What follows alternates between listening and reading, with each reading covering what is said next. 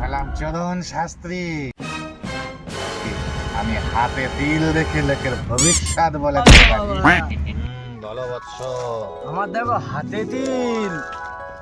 তাই করে বৎস, তুই তো কোটি কোটি টাকার মালিক হবি।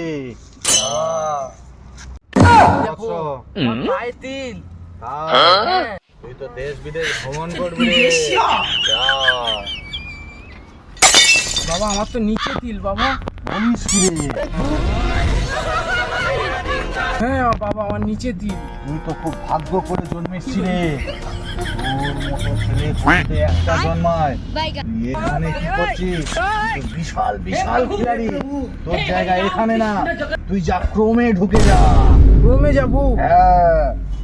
আমার জায়গা তাহলে ক্রমে।